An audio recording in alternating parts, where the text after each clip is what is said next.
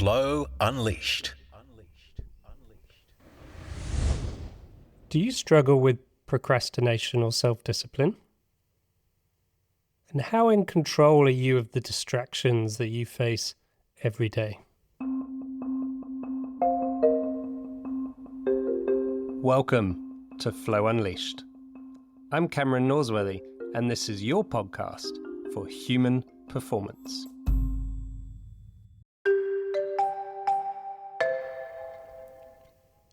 Today, we're tackling a topic that plagues high performers and everyday professionals alike: procrastination and distraction.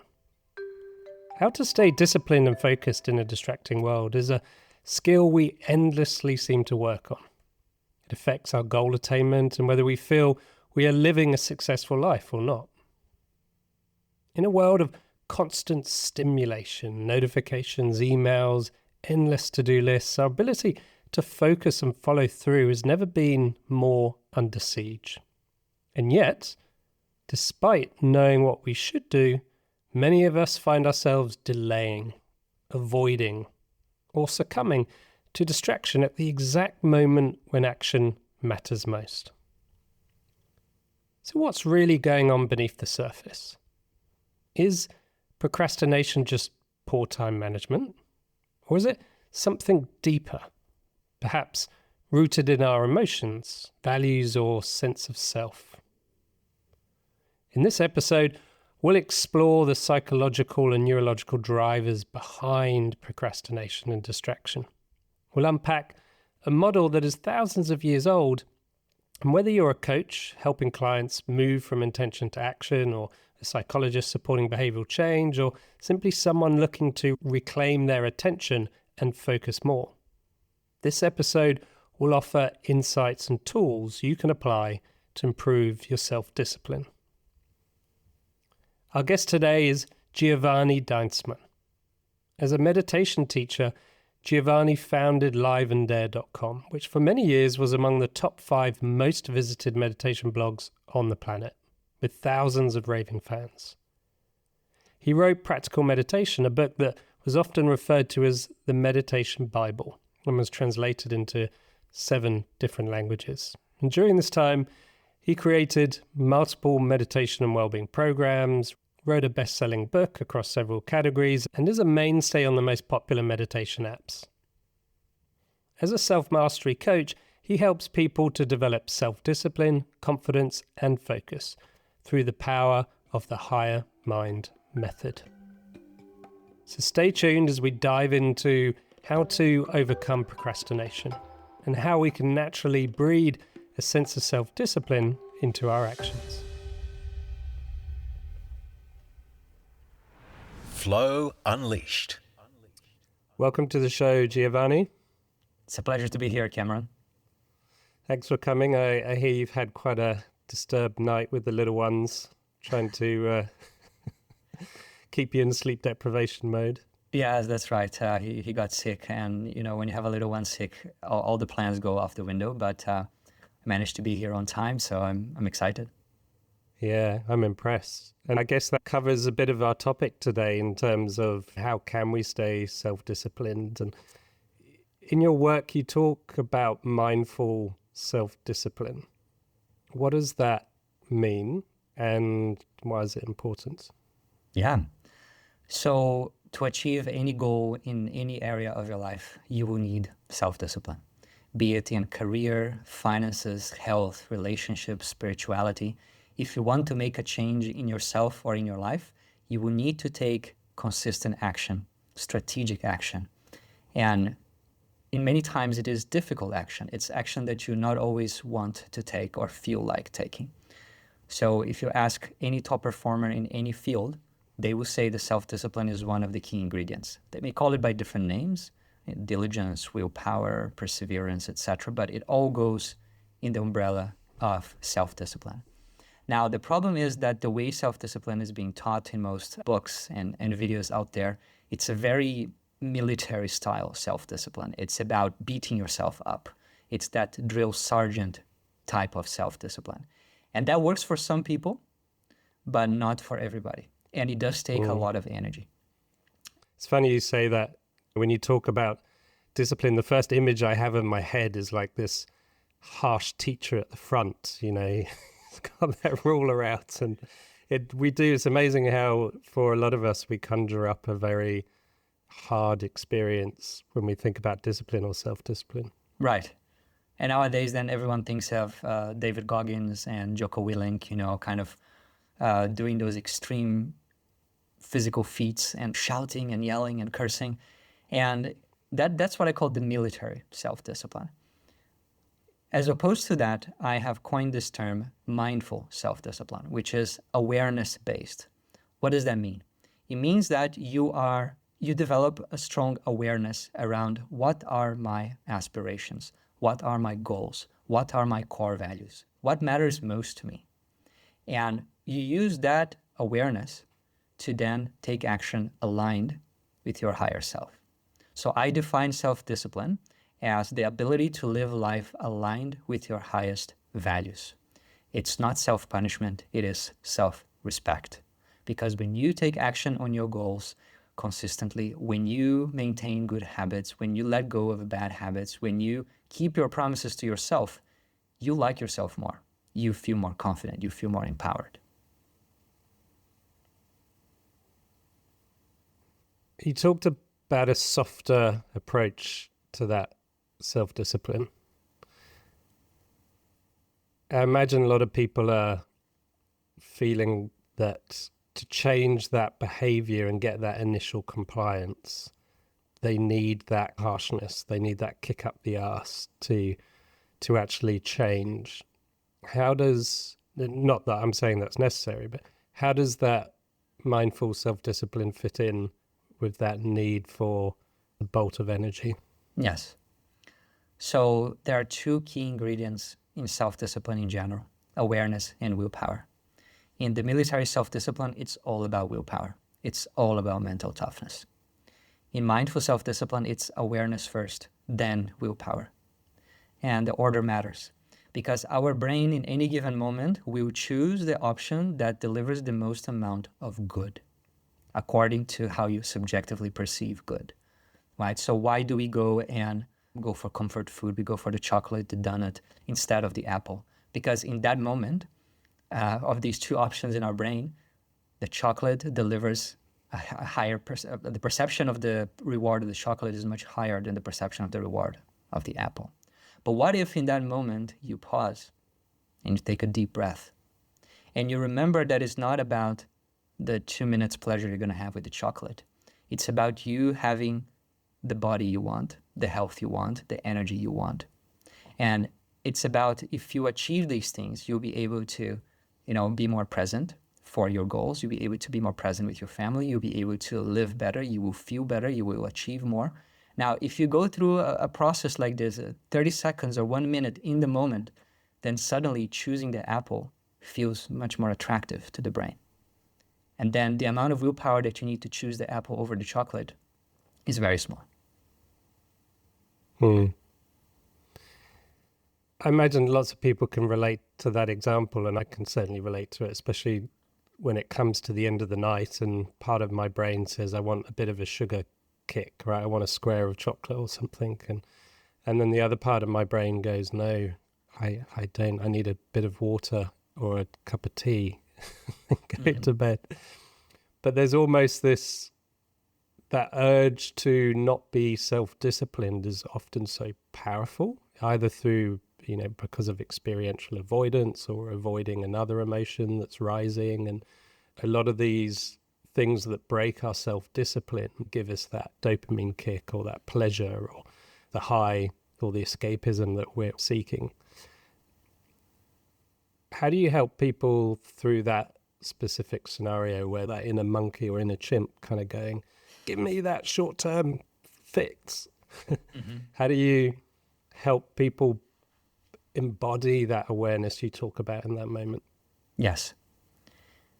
And so there are many tools that I discuss in the book for cases like this. One of them is the not now technique, that we break our commitments, we break our intentions and our good habits when we are at the top of the wave of impulse, right? But impulses come and go in wave. So if you just wait out, that impulse is going to collapse, and it's going to be much easier for you to stay consistent with your habits, goals, and values. So the not now technique is basically you look at your impulse, or you look at whatever is taking you astray from your path. Maybe it's a distraction. Maybe it is the urge to procrastinate. Maybe it is fear of failure. And you look at that internally and you say, not now. And you go back to doing what you were doing. Now, you are saying not now, not never. Because if you just say, no, I can't, I won't, then that part of you will rebel. It's like, no, I cannot live without this. I need this now. It's no big deal, right? But if you just say not now, that part of the brain, it kind of feels a little bit like you are having it now. Promising to have the chocolate later, it's a little bit like having the chocolate now. There is that promise. But you gain that time. And in most cases, then the urge has gone and you don't feel the need later on. And if you do, then at least you remained on track for that period of time. So that's one simple technique that I discuss to deal with temptations, impulses, self-doubt, etc. in the moment. In working with surgeons who are trying to pass their exam, they have to study all day, every day, and obviously the ream of distractions and impulses come in not to study, and planning those rewards and actually allowing us to have those rewards. But like you said, not now, maybe tonight or maybe tomorrow, or depending what the reward is actually really critical to maintaining that self-discipline. Like you said, temporarily changing our framework on when we get that reward can be hugely impacting. Yes. And also having awareness of how dopamine works, of how our brain works.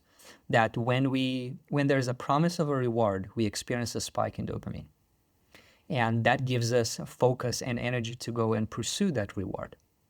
Once we achieve that reward, dopamine subsides, and that focus, that energy, that motivation is gone. So what happens is, instead of focusing that energy of dopamine, that seeking energy, instead of focusing that in long-term goals, we are having multiple short cycles of dopamine every day. And with that, we are training our brain to only pursue a sense of satisfaction through things that come quick and easy. So then when we want to work on our long-term goals, which require a lot of effort for a considerable amount of time and an uncertain reward, even though much bigger and meaningful, then the brain feels like, nah, let me go and watch another video instead. A lot of your work as well covers procrastination. You know, how do we get over procrastination? And I think it's a silent killer for so many people that leave them feeling bad about themselves. I've got these goals, but it just never happens. Or how do you see that really playing up in people's lives? There's a lot of advice on overcoming procrastination out there that is half-baked because it doesn't address the core of the issue. We don't overcome procrastination by installing website blockers. They are helpful, and if they help, why not? But you will find a way around it. You will find something else to procrastinate. You may even procrastinate doing something productive, but something that is not what moves the needle the most. It's not that difficult work that would make the biggest impact in your life and in your business. So we need to understand what is the core of procrastination. And at the core, procrastination is about avoiding pain. There is a task that you want to do or that you need to do, and that task is perceived as painful. Maybe it is physically painful, like going to the gym. Maybe it is mentally painful, like doing something, like doing your taxes, going through a task that is either boring or very cognitively demanding. Or perhaps it's emotionally painful, having that difficult conversation with your employee or your boss or your spouse. So whenever we perceive that there is an opportunity of pain in the task, we want to escape that pain. The core programming of our brain is survive, seek pleasure, escape pain, right? So when we understand that this is what procrastination is, it's avoiding pain. Then we basically have two options. First option is, can I remove the pain in this activity? And that's where the concept of baby steps comes in. This is a big, like doing my taxes or whatever it is, it's a big task. I look at the whole mountain, it feels overwhelming. I want to escape that sense of overwhelm. I instead go and answer an email.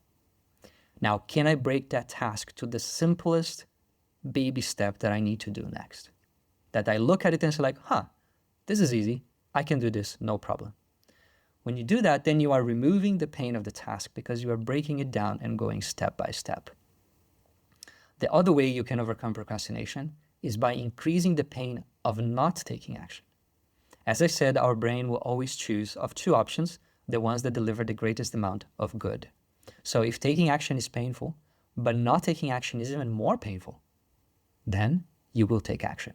You will choose the smallest of two pains. And how do you do that? How do you make not taking action more painful? Again, we come to the theme of awareness.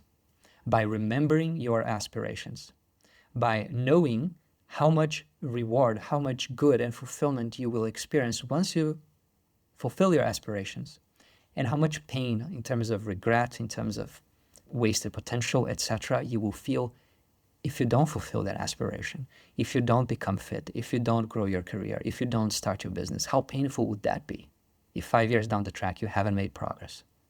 When you realize that, that pain is much larger than the pain of doing the task in front of you. Yeah, really, really powerful. Often using the language, creating STAG, short-term achievable goals, to break things down into manageable chunks that don't feel overwhelming and give us focus. And I really like how you went to that pain avoidance there. And so often we can feel controlled in a very subtle way, but a very powerful way, by these impulses, by the pain that we don't want to feel. And I think for a lot of people, myself included, it's that emotional pain. You know, I don't want to go there because it's too scary. That could be fear of success. That could be having a confronting conversation, you know, and we're constantly just avoiding it. And things like tax returns, the outside pain of not doing it catches up with us, and so it forces us into a state of action. But things like confronting conversations, or we can go years, decades, and not necessarily have them, because there's nothing really necessarily forcing the pain into our awareness and allowing us to actually take stock of that awareness. Yes. And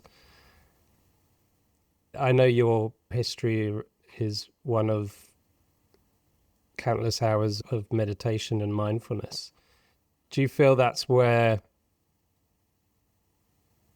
a consistent practice of mindfulness or meditation or presence or whatever label you want to attach to it really helps us to overcome that life of being driven subconsciously by impulses and pain avoidance and pleasure seeking?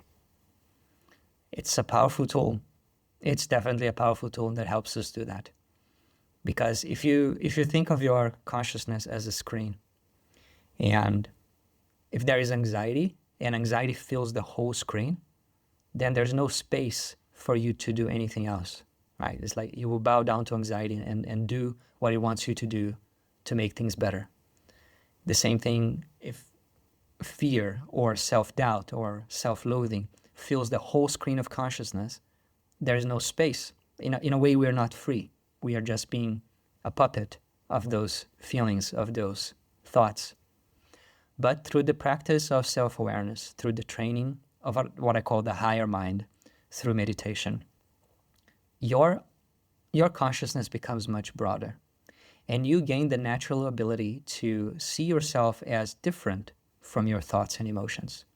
That you are the observer of your thoughts and emotions. And thoughts and emotions come and go. Impulses come and go. But you are just watching. And when this is your mode of being, then when anxiety comes up, it doesn't take the whole screen of consciousness anymore.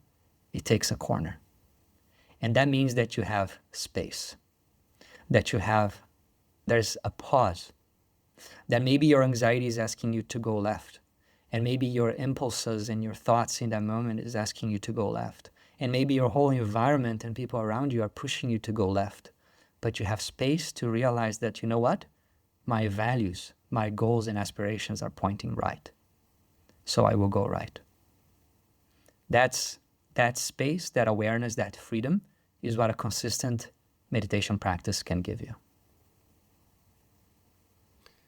And you touched on your model there of the higher mind system. And for people that, don't know your work, you've created a higher mind system that I'm assuming is integral to a lot of your work on discipline and self-doubt and so forth.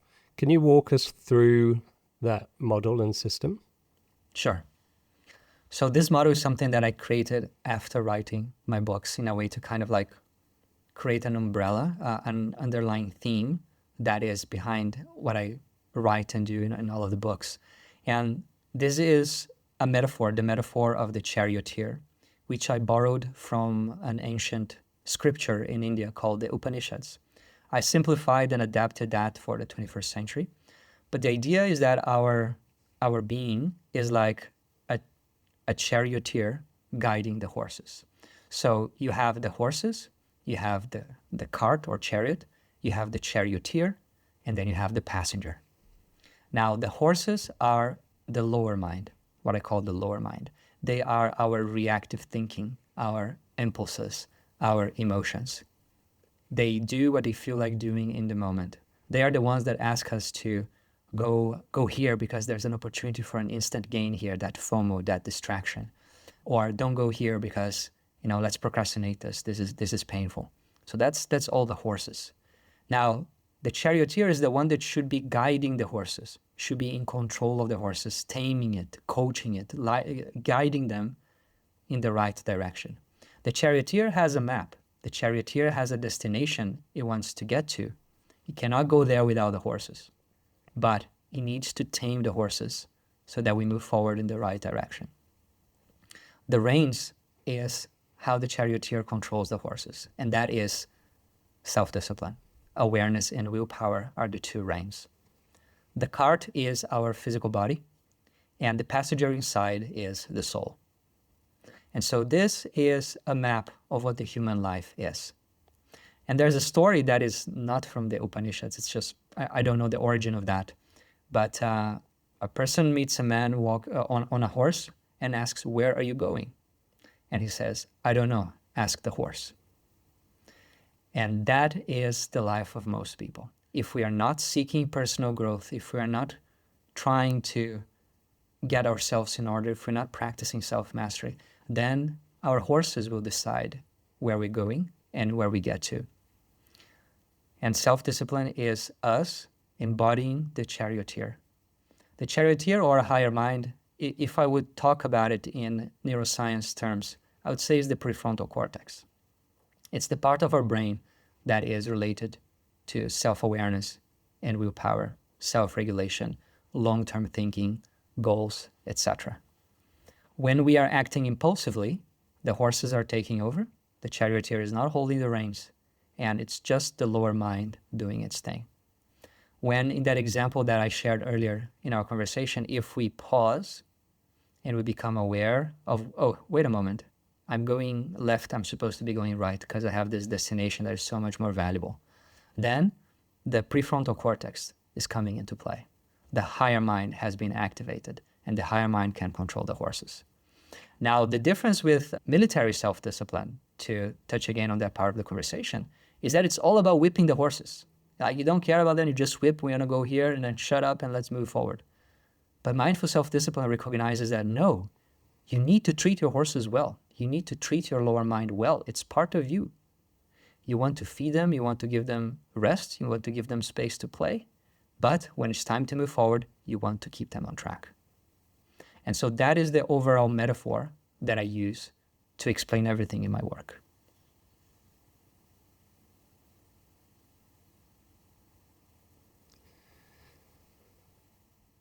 I love the metaphor. It's really powerful, and especially when we encompass things like dual cognition and so forth, it rings true. The thoughts that come up for me is often we're looking to put the reins or the whip, shall we say, instead of just pulling the rein slightly, we use the whip on the horse, perhaps because we don't trust the horse and that innate being brain or implicit system isn't well trained. And over time and wisdom and as we get older and older, I guess those horses get better and better trained, and the younger we are, the more trouble they lead us into. Often I feel there's a lot of suffering in people because of that fracturedness. Yes. The horses are separate from the other horse and they're separate from the higher mind, and there's this fractured state of being where we have to feel like we need to be a robot, or we need to go into this really logical, safe place in order to live a life where our house isn't a mess and we're reaching goals and we're looking after the mortgage and so forth. But there's an inner part of us that doesn't want to live there because being conscious and thinking all the time it disconnects us from connection. How does that metaphor work in terms of helping the union within? I imagine that chariot racing and everything needs to work together as one for it to go fast. Yeah, I love that question. And it's a system. Every part of the system needs to be healthy and working together. If the charioteer is perfectly in control, but the horses are weak or rebelling or not interested, you're not going to achieve your goals. You're not going to feel powerful and alive.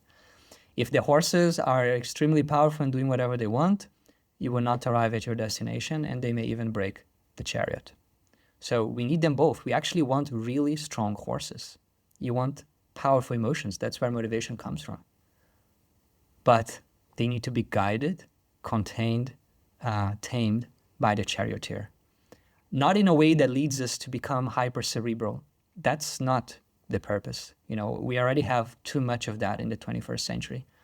But in a way that there is an integration. Sometimes you would just let your horses do whatever they want. But when it's time for you to take action, then you take action, right? Then the horses need to also learn to follow the lead of the charioteer. And if all of these parts are working harmoniously, it's better for everybody. It's better for the horses if they follow the lead of a wise charioteer than if they're just let loose. And so that's the idea. We're seeking that harmony of parts, not creating inner conflict.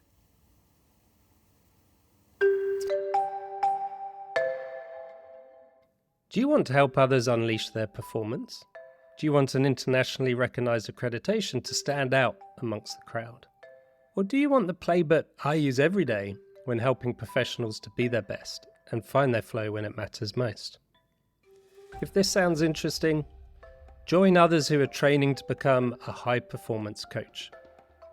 We are on a mission to train a fellowship of expert practitioners and coaches to work with us and help make the world a better place. To find out more, go to flowcoachingfederation.org and check out the Flow Coach accreditation today. So that people can really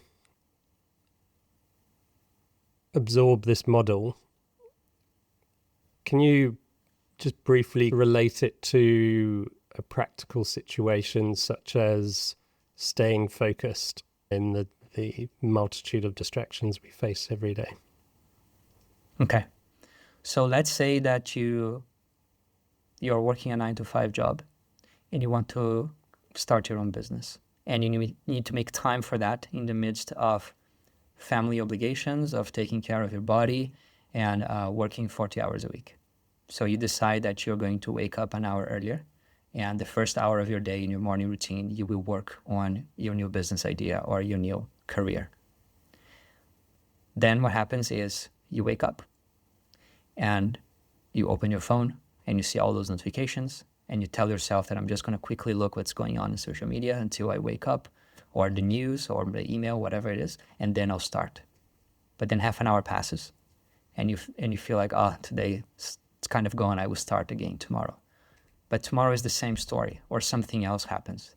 And after some time, you start telling yourself that Maybe I can't. Maybe I just have to accept that this is my life. That is one scenario. In this scenario, you have not, the charioteer is not active in that moment. When you wake up in the morning an hour earlier, your charioteer should be in control. And the horses may want to do other things. They may want to go to that green field there in the corner and eat a little bit of quick, easy grass. But the charioteer needs to say, not now. There's a time for that, and it's not now. We are doing something really exciting here. We're doing something really important here. And if we don't do this, life is not going to be good for all of us. So let us just focus, turn off all the distractions, do this 1 hour first, and then you can go and play. So that's an example of the charioteer taming the horses, guiding the horses without saying like, no, there's no place for you. And so if you do this day after day, in the beginning it feels artificial, difficult, perhaps even a bit forceful, but over time, your horses begin to understand like, oh, from 6 to 7 a.m. is the time that we work on this project. And the horses become also excited about that project because they know they're going to get to better fields. And then it becomes easier over time. Every time you do it, it becomes easier. Every time you skip, it becomes easier to skip. And so the charioteer is becoming aware of how everything works and is exercising that awareness and that willpower to keep the whole system on track with his goals. Yeah, and if I may add an assumption to this model, with the passenger being the soul, there's a spiritual element in terms of the soul wants to be expressed and go to places it wants to go to. And if that higher mind is keeping the horses on the road, the soul feels more fulfilled, more content, more happy that it's on its destination. Is that the... Yeah, so that's right? the well picked up. That's the spiritual element for those who are open to this worldview. For those who are not, and they just work with the rest, and it still works. But the idea is that the passenger is in the cart to arrive at a particular destination. But the passenger is just a passenger. The one who is driving is the charioteer. The charioteer needs to be aligned with the passenger, needs to listen to the passenger. The messages come from time to time. We can call it intuition. We can call it inner alignment. And the charioteer is that middle man, so to speak. He or she is the one that is going to make sure that everything is functioning well and that we are moving where we're supposed to be moving according to where the passenger wants to go. So yes, there is that deeper layer. You know, in my book, I differentiate have to goals from want to goals. And have to goals are the things that we were conditioned to desire or conditioned to value. You know, like, oh, I have to get my PhD because all of my colleagues have theirs. Oh, I have to drive a Porsche because the other guys are also driving a luxury car. Or, you know, I have to do this. But that's all conditioning. That's all. It's not the goals that will make you happy. And it's better to realize that in the beginning than later on. Like if you're climbing the wrong mountain, you want to see that as soon as possible and go for the right mountain. And that's where that alignment with the soul, with the passenger comes in. Because something inside of you knows what you're supposed to be doing in your life, what you're supposed to be pursuing, what are the things that are going to be most meaningful to you. When we are very busy with our lives and focused on external goals, we may not hear that voice. That's why meditation and self-reflection can be helpful. So I guess what I'm also picking up is this higher mind isn't just our kind of logical thinking brain. It's perhaps also our intuitive mind. Yes, the rationality is just one aspect of the higher mind. And you know, the lower mind can also rationalize, but it's different. When we are telling ourselves an excuse, we are telling ourselves something to make us feel good about doing something that we know ultimately is not good, right? The horses are rationalizing like, no, we need to go there. Maybe it's going to be a shorter path. No. So it's not that higher mind is rational, lower mind is irrational. It's a little bit more nuanced than that. The lower mind can rationalize and justify any behavior, The higher mind is rational, but it's also, there's an aspect of the higher mind that is not rational, not in the sense of being irrational, but in the sense of being intuitive. And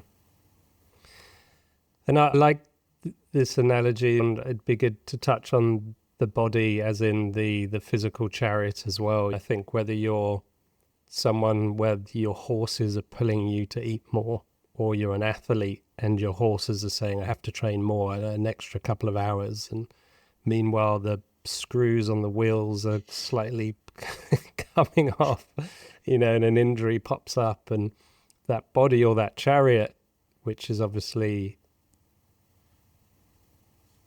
the vessel that we need in good shape to sustain that long journey, can get broken down or can get overeaten. Or the classic executive is where we just work so hard and we work off 5-6 hours sleep a night, and we persuade ourselves that that's what we got to do to be a high achieving professional, and then the body breaks down. Have I assumed correctly in terms of how the body and the chariot fits into it?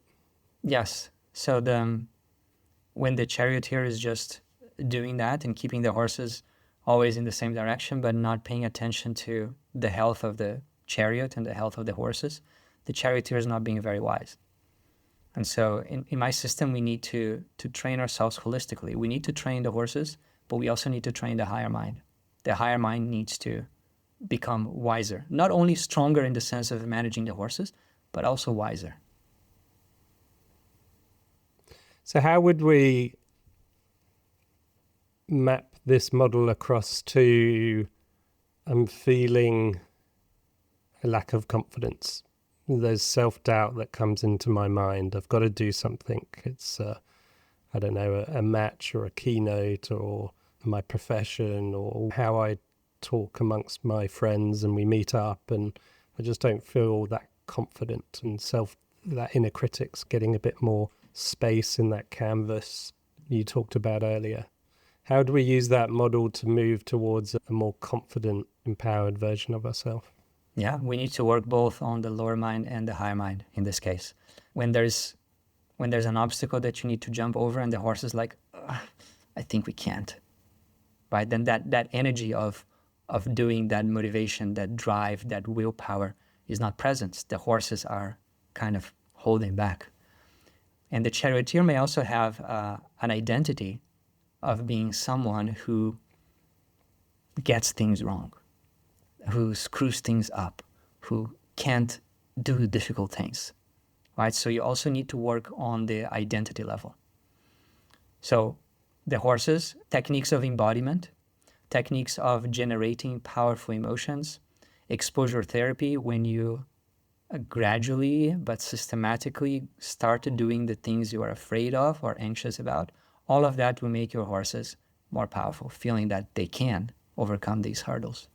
But then the charioteer also needs to work on its self-image, on its identity. That, we were born with no identity. Nobody is born with low self-esteem. Nobody is born with anxiety. That is something that we have learned. It's a way of thinking that we have learned from our environment, from our primary carers, from the events in our early life. And then our identity gets shaped in that way. And if your identity is that the world is a dangerous place and I better play small and be conservative, then that is your template. And it's just using affirmations to the opposite is not going to help. You have to address that core identity. That the feelings and emotions and actions, they all come from the identity, from who you think you are. And so that is a part of the work that is less about mindful self-discipline and more about wise confidence, which is the third book, that it's all about working on your identity. When you realize that, hey, I was not born with low self-confidence. Someone gave it to me. Who gave it to me? And why did I take it? Well, I took it because I was a child and I knew I didn't have the development of awareness to kind of say, this is not true. That's not my truth. No, we just take it. But I know that is just a story. And in a way, it's the most important story. It's the story of you. But it's still a story. It's still a thought that has been believed in. A lie that is believed, 1,000 times, that is said 1,000 times, becomes the truth. But when you realize that it's at the core of it is just a story, then you can begin consciously telling yourself a different story about who you are and what you're capable of.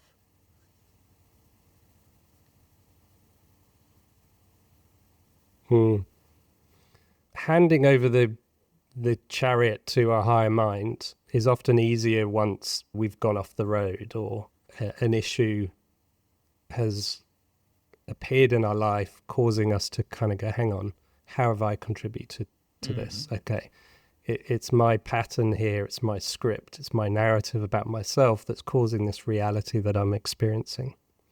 And that puts us in an empowered position to change. But for a lot of people,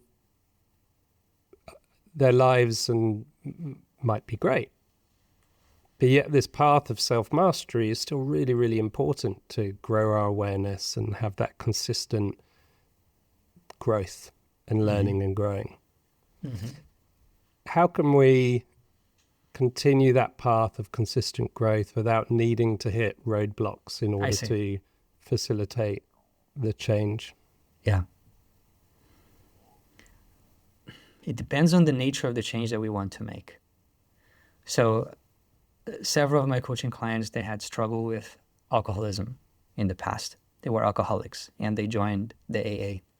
When they came to work with me, they had already stopped with alcohol. But the pattern that I've seen is that as long as the pain of alcohol is not breaking your life and it's kind of just okay, the pull of it is so strong that you go for it.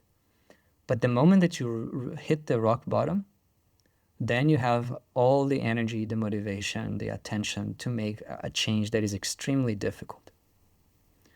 So if the change we want to make in ourselves or in our life is extremely difficult, I'm not sure that we are able to muster all the energy and motivation needed without the help of suffering.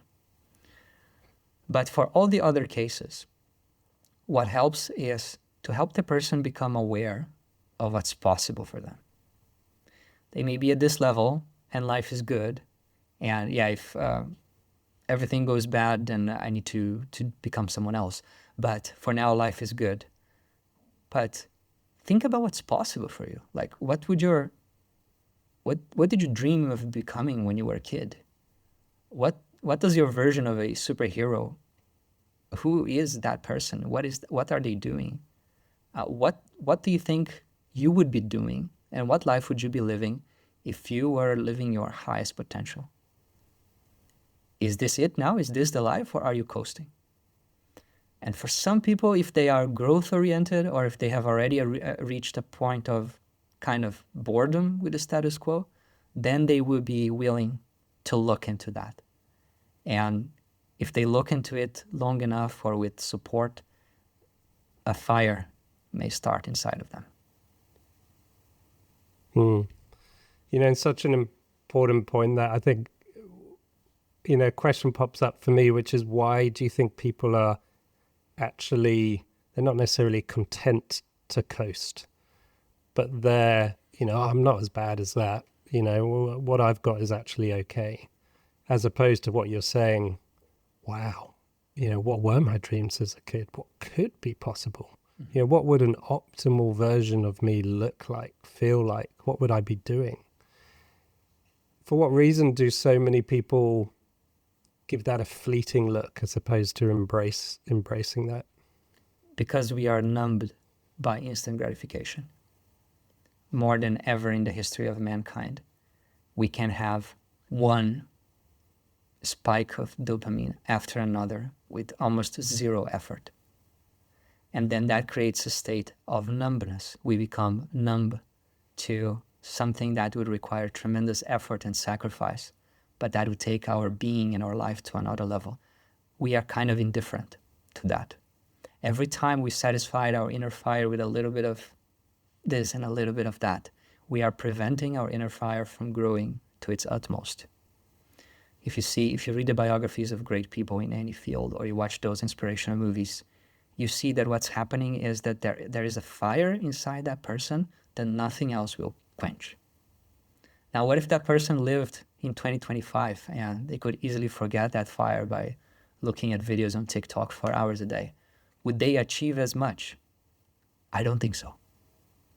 And so from my point of view, in my book, I list many obstacles to self-discipline.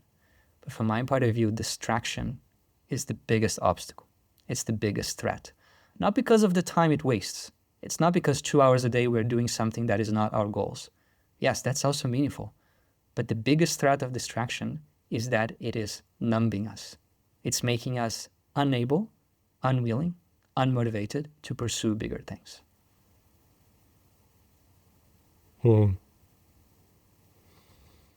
Yeah, I really resonate with that point. I see it all around where, like a musician will spend ages watching other musicians, and there's a certain level of modeling that goes on there that's really beneficial. But they lose their thirst to actually just sit down with the instrument and play and experiment and become absorbed, because they're so absorbed in someone else's scenario, and then their personal, that satisfies them momentarily, but then their long-term thirst to be their greatest self with that guitar on the piano kind of gets lessened and lessened and lessens, and I see that in my immediate environment a lot. Yeah. Yes. And unfortunately, it is not going to get any better. With technology and social media and generative AI, the distractions are only going to become more abundant and more addictive. And so really the only way, if you want to cultivate your inner fire, if you want to grow and be your best self and achieve extraordinary things, you have to turn yourself off from all of that and treat it as poison and don't touch it. You can listen to podcasts, you can listen to instructional YouTubes, listen to audiobooks, read books. These are all long-form content is fine. It doesn't capitalize on those spikes of dopamine. But short-form content, including news, that is a poison for the brain and for motivation. That's a great practical tip. Any other sort of daily practices that you can recommend? Well, I actually recommend a reset. It's not going to solve all the problems, but it's a good start. In the book, I call this the monk week. It's basically a form of dopamine detox. The value of this is that it allows your dopamine to go back to its baseline way of functioning, and you to feel that actually I didn't need those tools as much as I thought I did. Many years ago, when I was at the busiest time of my business, perhaps I didn't have the awareness that I have today, and I was checking email too often and having too many projects and strategies that I was pursuing, and it was starting to really overwhelm me. I have a good mental capacity, so it needs a lot to overwhelm me, but I was already really overwhelmed, and I was not loving my life and my business at that time. And then I decided that I needed a break, and let's go for a week to the Whitsundays, me and my wife. And when we left home, after about a couple of minutes, I said, I left my phone at home. And she's like, oh, let's go back. I said, no, I left my phone at home. I'm not taking my phone. And so for the first time ever, as far as I remember, I spent a week without a phone. And the first 24 hours, whenever there was a moment of downtime, like you order the acai and it's not coming yet. So I would see myself going for my pocket. There was nothing there. And I was like, okay. So what can I do now? I can be in the moment. I can think about my life. I can think about what's going on. I can process. I can reflect. I can enjoy the breeze, the nice weather. And that was powerful for me. When I came back and started using a phone again, I started using it in a different way. I did that transition very mindfully. Otherwise, people may just go back to the old mode. But I did that transition very mindfully. And my relationship with my phone changed because I liked my state more when I didn't use a phone than when I was using a phone. And so that is the power of a dopamine detox, what I call the monk week. It shows you that these things that you are spending so much time and energy on are actually not that valuable or that important as you think. And you can live without them, and you will be happier. Amen. Tech Talks.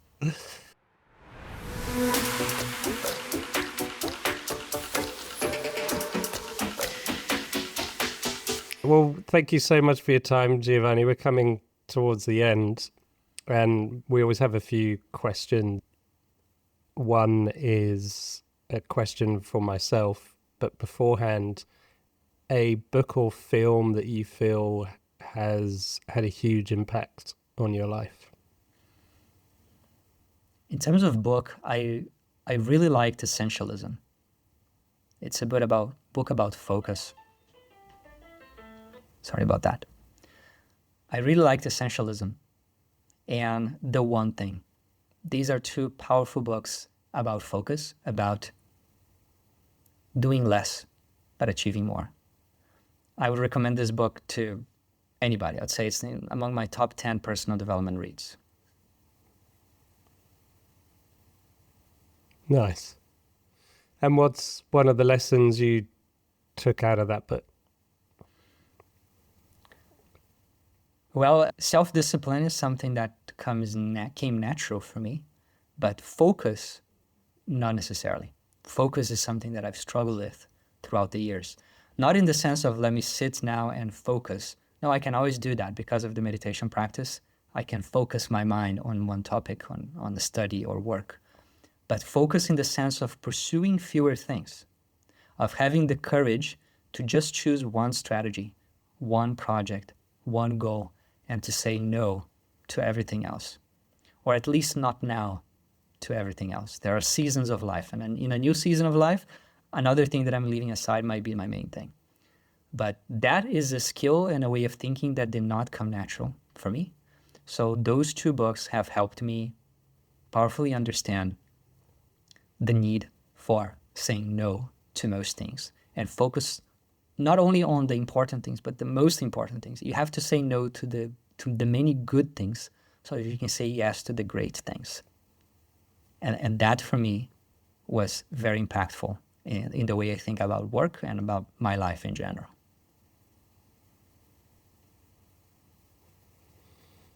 Great nugget.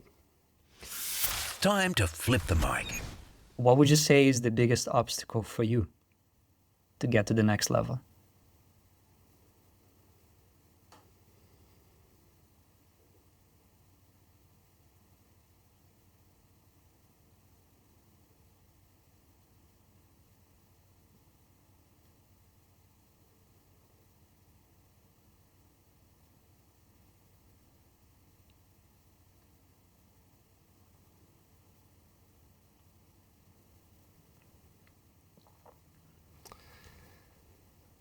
I had to think about the answer to that question quite deeply. There's lots of things that came up, and I think becoming a better leader, working with others in a more powerful way. From a personal perspective, I think it's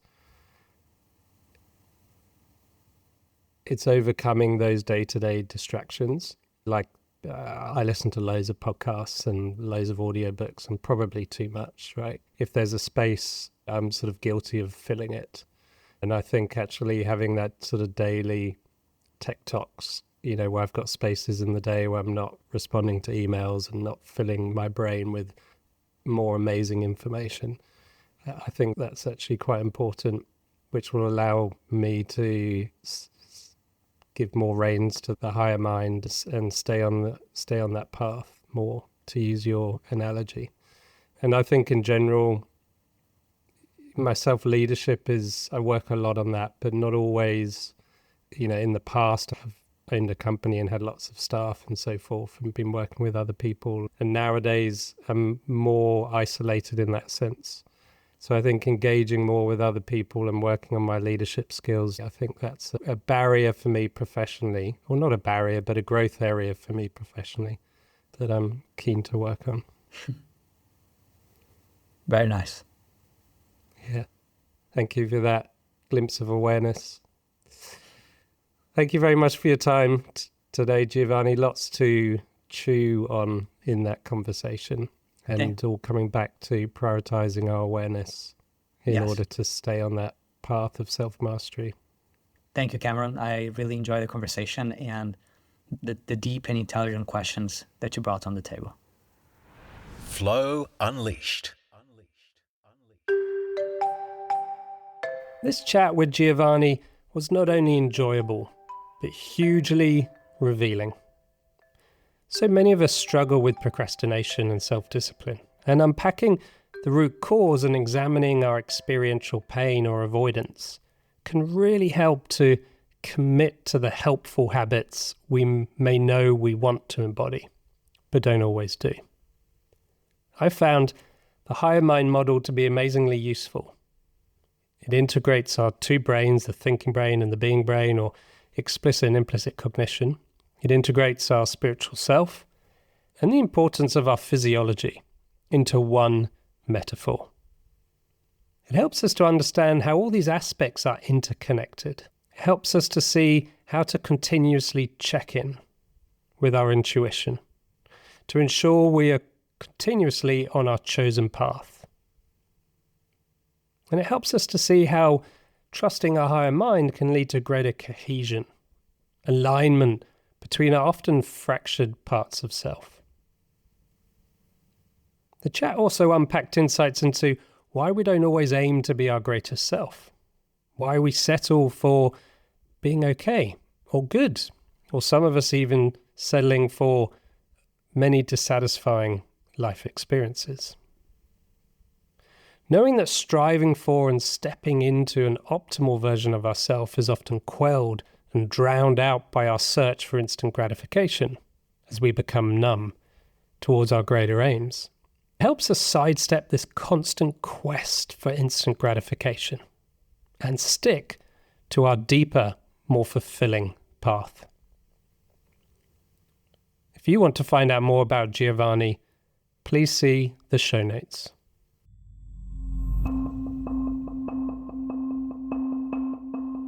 Thank you for listening to Flow Unleashed. If you enjoyed listening, please subscribe to get notified when our next episode drops. The more people that subscribe, the better I can make the show for you. Equally, please leave a review. Your review will go a long way to helping others find this pod. Until the next time, thank you for listening to Flow Unleashed.